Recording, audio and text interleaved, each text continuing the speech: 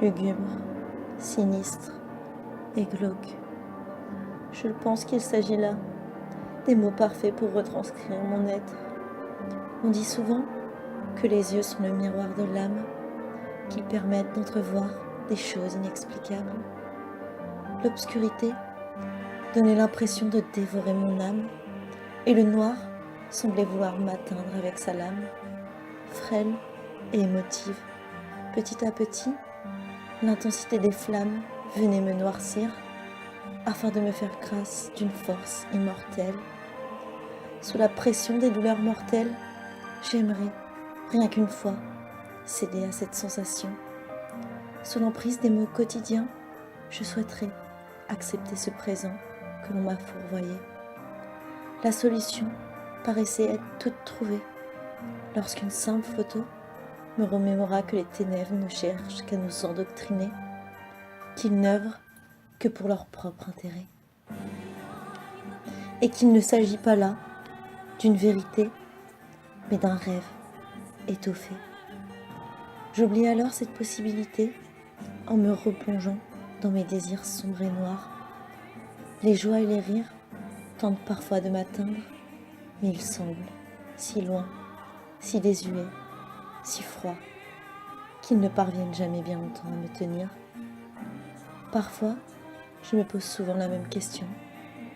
Je me demande si le bonheur fait vivre, si le bonheur fait vraiment partie de ces terres, ou s'il fut seulement une invention utopique que l'homme créa de toutes pièces afin de pallier l'obscurité de l'humanité, dénuée de sens. À bien y réfléchir, quelle trace restera-t-il de notre banale existence après notre mort? Qui se souviendra de nous? Quel sens peut posséder la vie, alors que sa finitude paraît parfois aussi courte que la simple vie d'une éphémère? Aux confins d'un verger isolé, perdure la violence ensanglantée, d'innombrables âmes meurtries passent et s'engouffrent en masse. Les rêves meurtris par la haine et les songes ne deviennent plus que mensonges. J'erre seul dans ces lieux abandonnés, où la lutte s'est acharnée et où les âmes perdues ne paraissent plus que dissolues. Les guerriers d'antan refont surface, mais l'éternité, remplie de rage, les lasse.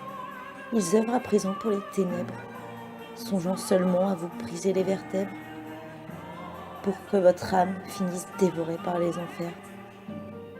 Le mal les a possédés, et ils ne sont qu'à présent plus que de simples jouets, des marionnettes que l'on a cessé de disloquer.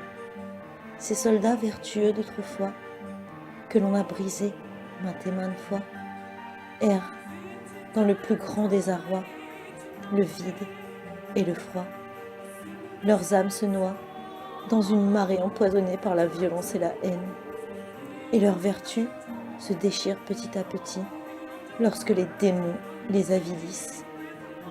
L'humanité qu'ils possédaient, peu à peu, ne les habitait plus, et la démence semble leur seule issue.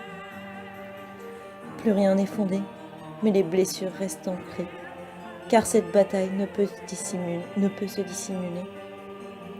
Les martyrs qui en résultent sont acharnés, tiraillés, torturés, par toute la violence qu'on leur a perpétrée. Nul ne pourra sauver cette cité ensanglantée, ces rues que l'on a saccagées, ces vies que l'on a fauchées, ces villages que l'on a humiliés et pillés. Ces âmes resteront à jamais perdues dans le voile du néant à cause des violences commises qu'ils ont dû accomplir sous la volonté de leurs dirigeants avides et mécréants.